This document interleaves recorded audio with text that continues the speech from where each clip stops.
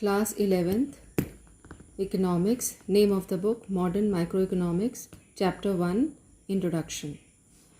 Good morning, children. I welcome you all to this class of economics.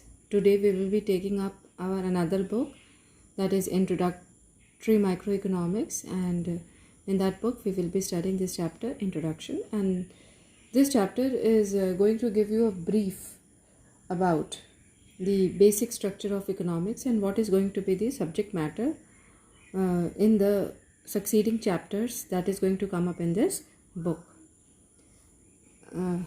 As we are taking up the subject economics, we should understand how in a simple economy the person lives, what all problems he has to face, and how he tries to find out possible solutions to his problem.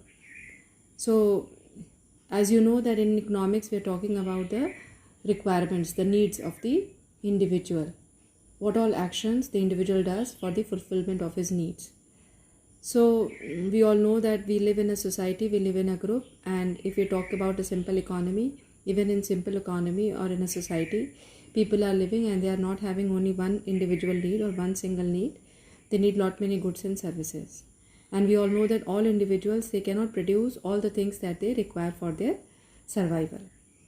So they are involved in their production process. They are producing that commodity in abundance. They are using that commodity to fulfill the other requirements. And they are in that process fulfilling the requirement of other groups of individuals who probably demand or require their output that is produced by them. So in a nutshell, people are producing goods and services, and they are selling those goods and services to people who require it, and in return they are generating an income for themselves and buying goods and services which they require for the fulfillment of their different types or varied varieties of needs. So what we understand here is that in an economy there has to be a compatibility between what one wants and what one is producing, or what society wants and what is being produced in a society. So that compatibility, that match has to be done. Only then the production process is going to be fruitful. Fruitful in a sense that it will be able to meet or cater to the needs and requirements of the people. So that compatibility, if has been established, then the second step that comes is the proper allocation of resources. So we all know by now that we have got limited resources, and these resources needs to be properly allocated, and they should be allocated in an amount that is able to generate a good which is desirable to the society, so that because the resources are scarcer. So economy largely is an institution where people are involved in production activities and consumption activities side by side, and in order to produce or to fulfill their consumption needs, they are using the resources, scarce resources that is available to us, and they are allocating those scarce resources in the best possible manner, so that the compatibility that they have established between the goods that they demand and the production that they generate gets matched or gets justified. So if that kind of situation happens, the economy is moving in a smooth manner. There is not going to be any deficiency. There is not going to be any problem in meeting the needs and requirements of the people. So here, children, we talked only about a small society, but in reality, you know, there are lot many things, lot many activities that keeps on going on side by side. So in reality, this economy is rather more complex than the simple small society that we literally talked of, that people were producing an amount of goods and services, and they generated those goods and services to fulfill the demands of other groups of individuals, and in return they were able to get their own demand satisfied. So this we talked about only a small entity, but in a broader framework, if we take, economy is largely more broader and more complex. So now moving ahead, step by step, we will first take up the problems that engulfs an economy, or it is called as the central problem of an economy. So we all know that there are economic activities that takes place, and economic activities are production, exchange, distribution, and consumption. So people are producing for consumption, and that consumption is possible only when that exchange takes place between the producer and the consumer. So and that consumer is exchanging the goods by giving income to the producer. So in a way, who is going to get how much amount, how much is going to be distributed to different groups of people, that largely depends upon the income of the consumer. So this is a part and parcel of economic activity that engulfs the economy. Okay, so this whole economic activity should take place, but there are certain central problems that we have to discuss here, and which are the essentials of any economic or any economy. First is what to produce. Now, what has to be produced in an economy? So again, I move down to this compatibility between what they want. That is very much important. So what has to be produced? That is to be decided by the demand of the goods and services that the citizens of a country, they generate. So that determines what is going to be the production, or what quantity or what quality of goods will be produced in an economy. So that will give a solution to what to be produced. Then we move on to another important problem, that is how to produce. When we are talking about how to produce, here we are talking about the here we are talking about the techniques that we are going to incorporate in the production of goods and services. Now different countries, they have got different level of technological advancement. Depending upon the availability of technology and the resources that they have, they are going to decide what kind of techniques they are going to use in the production of goods and services that they would like in their economy. So that is going to give an answer to the question as to how to produce. If there are more of human labor in an economy, they can go for labor intensive technology production. If there is more of capital or technology, they can go for capital intensive technology. So labor intensive technology is preferred due to abundance of labor, whereas countries like United States of America, England, etc., where industrialization had occurred way back and they are now rich countries, they prefer capital intensive technologies because there is abundance of capital and also shortage of labor. Then we move down to another important question as to whom, for whom to produce. These goods and services are produced, but for whom? So it relates largely to the distribution of goods and services.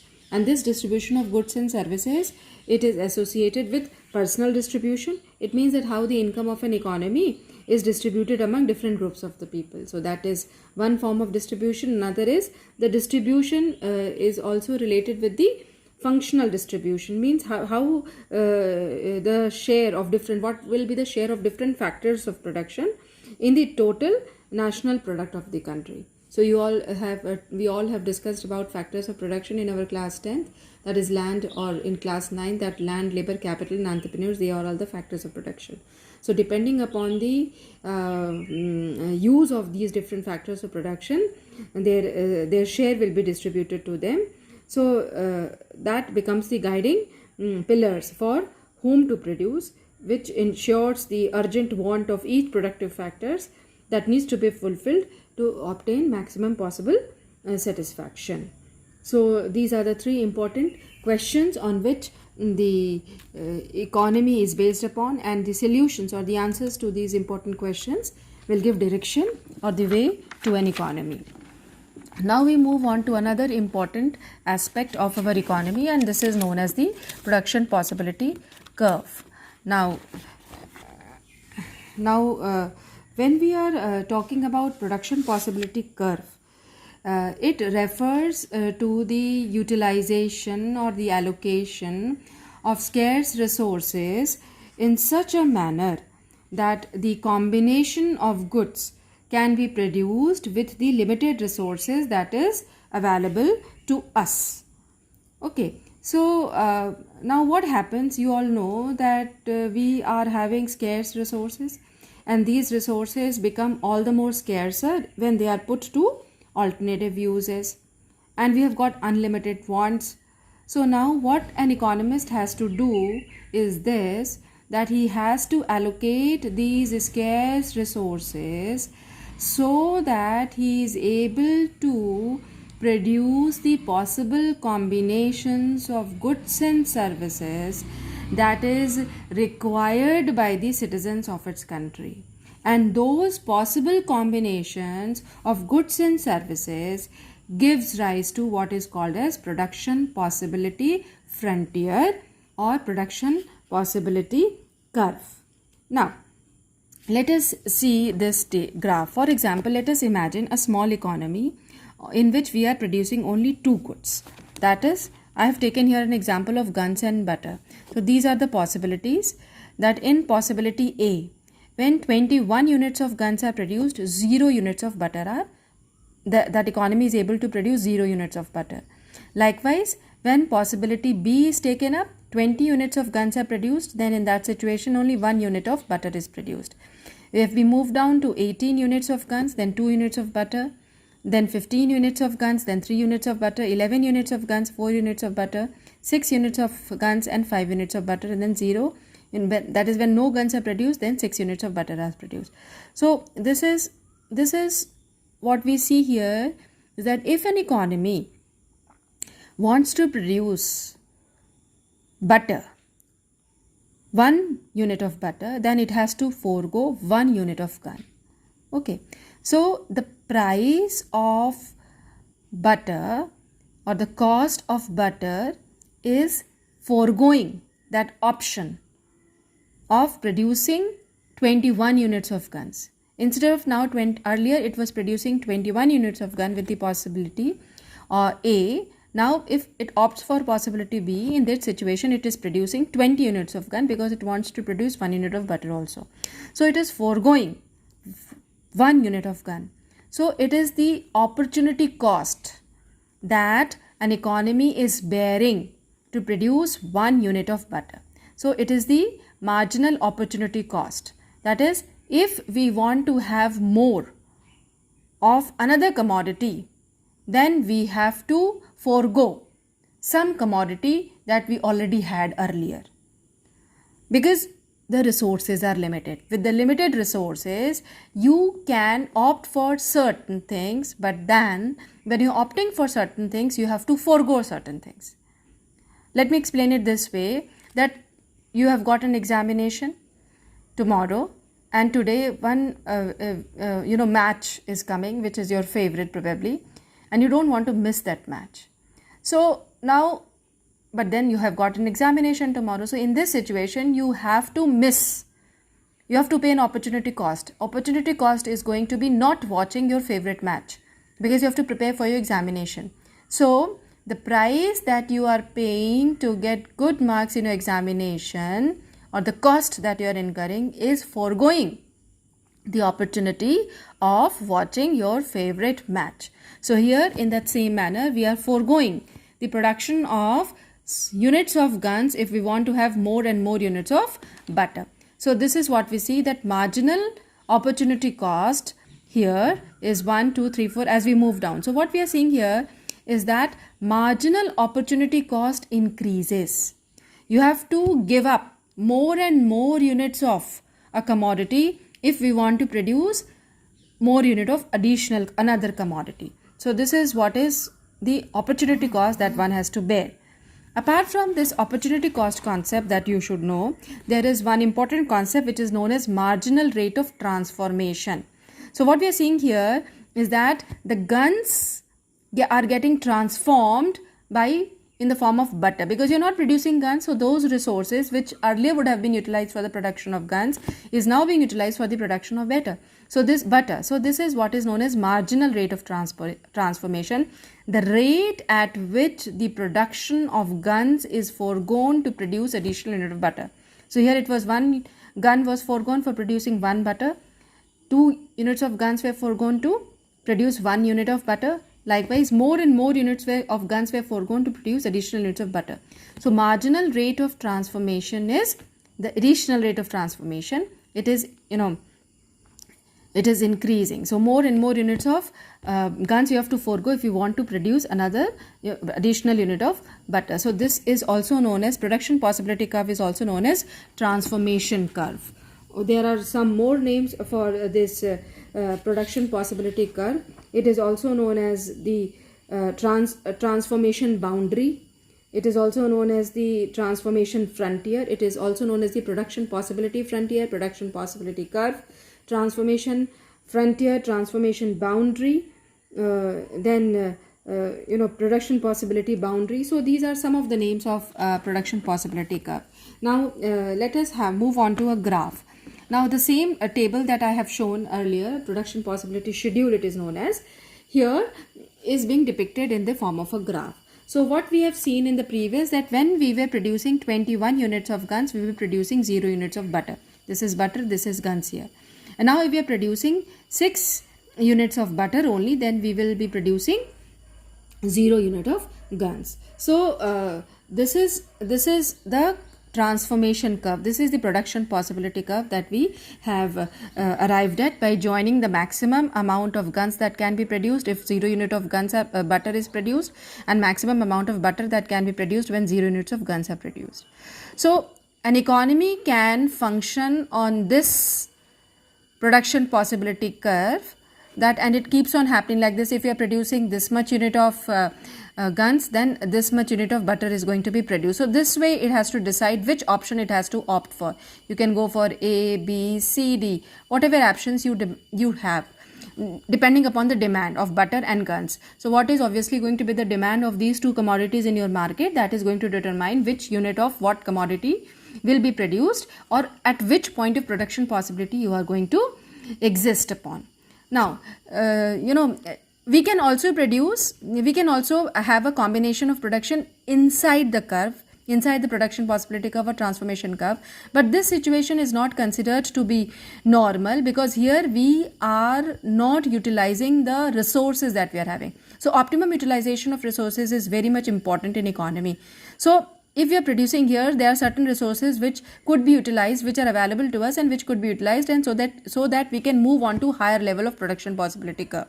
Okay, so this becomes the boundary, and this boundary is determined by the availability of resources. If we are producing within the boundary, it means that there are certain resources available, but those resources are left unused. We cannot produce outside this boundary because this is the limitation. This is the limitation. We can move on to higher production possibility curve when the resources available to us increases. So that comes up with economic development and advancement. With economic development and advancement, what happens? The production possibility starts expanding, starts moving outwards. So with the increase in the production possibility curve, as we move from this to another production possibility curve and further above another production possibility curve, it means that the economy is growing, economy is developing, and more resources are now getting available to that particular country, and it is using those additional resources for production of additional unit of guns and butter. So this is how the production process or the decision related to the goods that can be produced or that should be produced in an economy gets decided upon. And here the concept of opportunity cost is very important, very much important, because in an economy you all have by now understood that resources are limited to us, and depending upon the limited availability of resources, we have to make a choice, and that choice is going to depend upon our requirement and our need.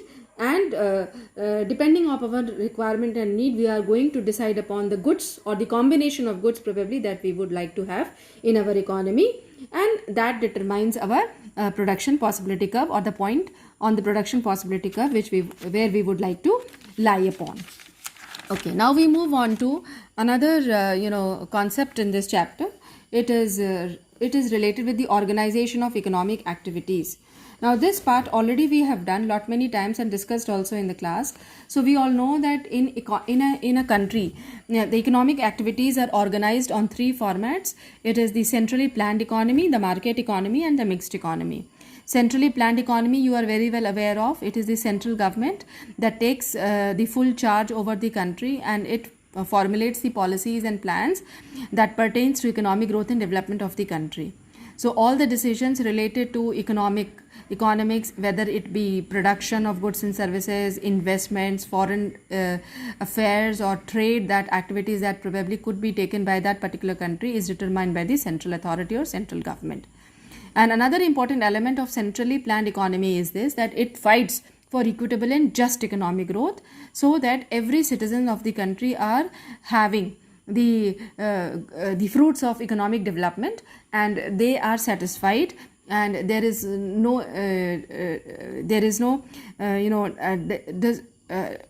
discordant attitude or disappointment among the citizens, and so no civil strife or unrest is experienced.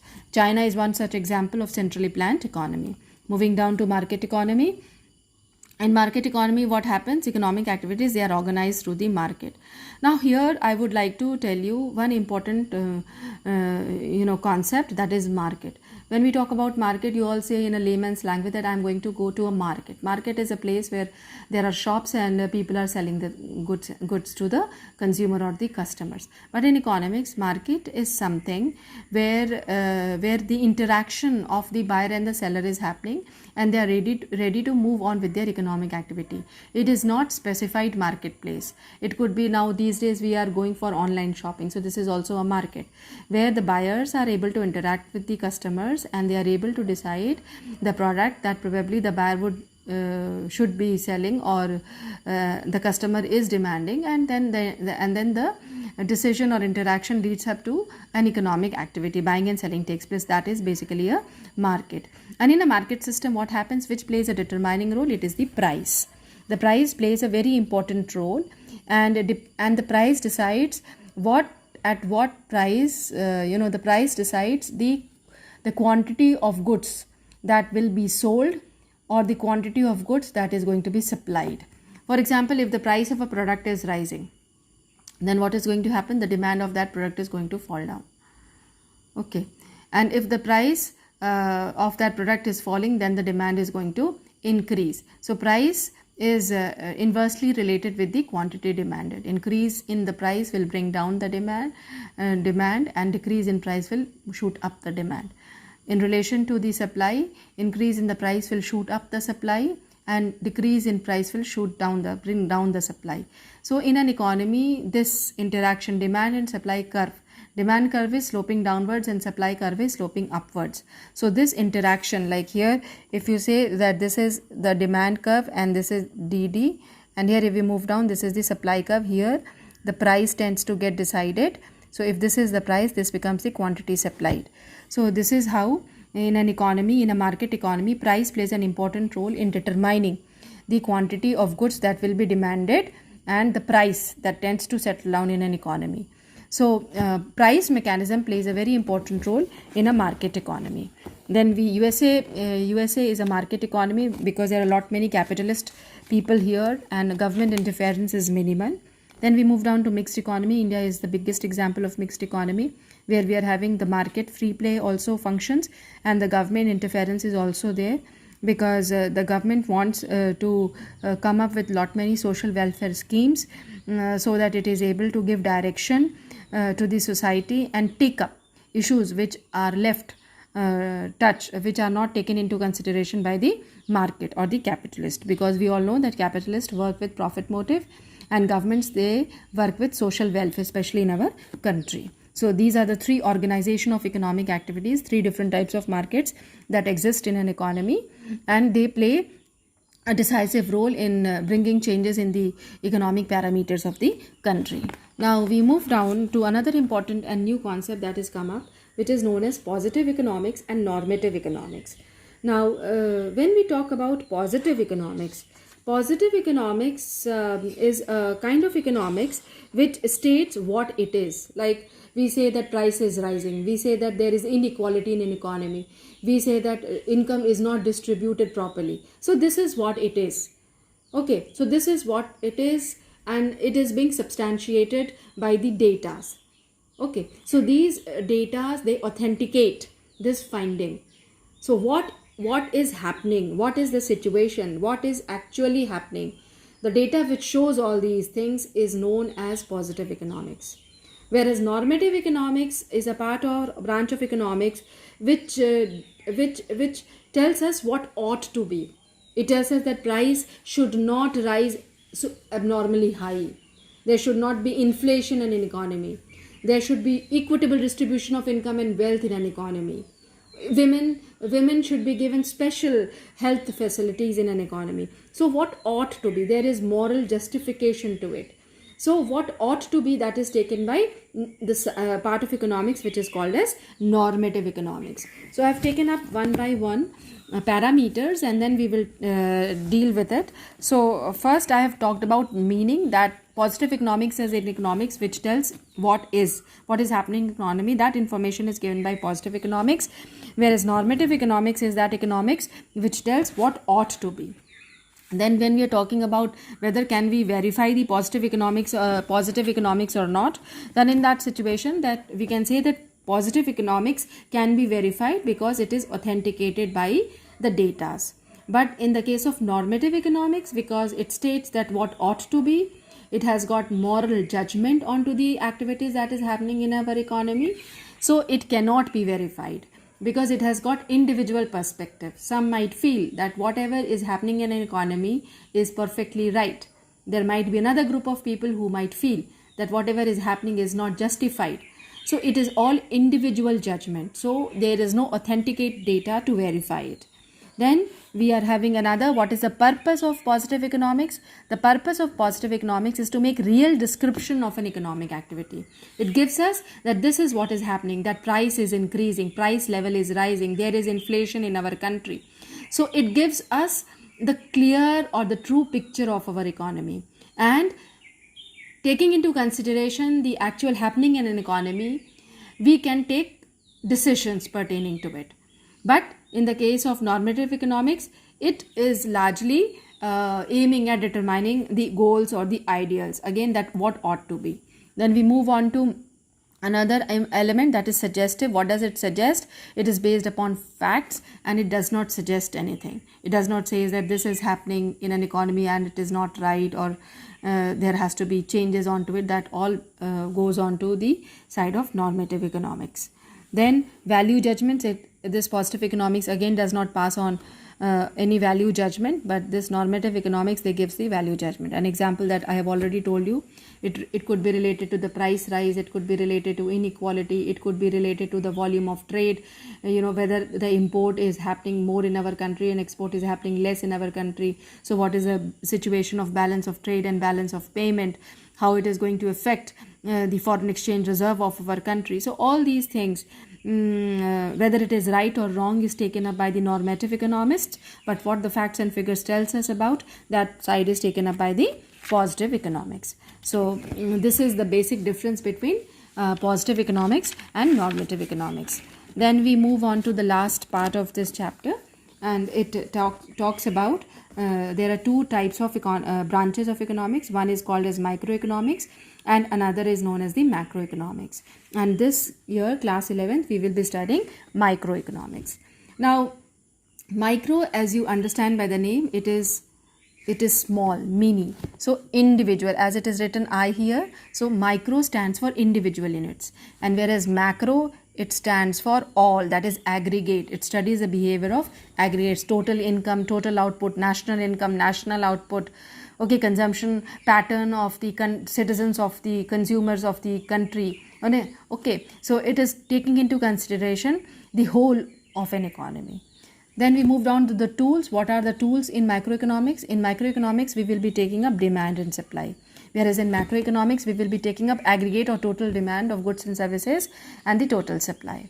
The basic objective of microeconomics is that it aims to determine the price of a commodity or of the factors of production. We talk about largely the distribution of goods and services to different factors of production and allocation of goods and services to the different groups of people. Whereas in the case of macroeconomics, its basic objective is to determine income and employment level of the country. Increasing income, general, what is the total income of the country. So income method is also used in order to determine the national income of the country. Then we move on to another important element, that is what economics. See, economics studies largely based on assumptions.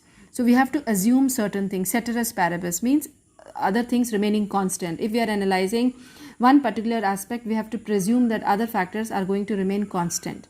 Okay, so all macro variables are assumed to be constant when we are taking into consideration the microeconomics.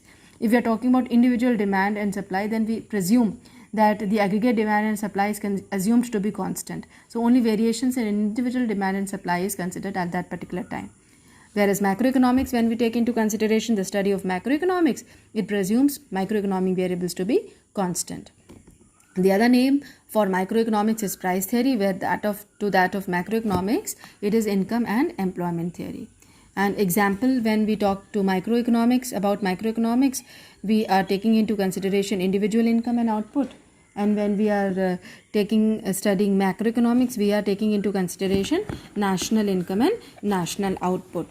So these are the two main branches of economics, microeconomics and macroeconomics, and they play a very important and decisive role in giving a clearer understanding as to how the economy functions. See children, when we are talking about any big entity or unit, we have to study about an individual. So when you are analyzing or able to understand the individual demand patterns, probably then that can form the basis of the demand pattern of the aggregate society. So this way, the study or the discrimination between microeconomics and macroeconomics and concept clarity is very much essential. So the next chapter, we will be taking up an important element of microeconomics that is associated with the consumer theory. So how the consumer is able to generate a demand and how he is able to get a product of his choice at a given price in a given market situation, what all parameters affects him, that all will be taken up in our next class. Thank you children.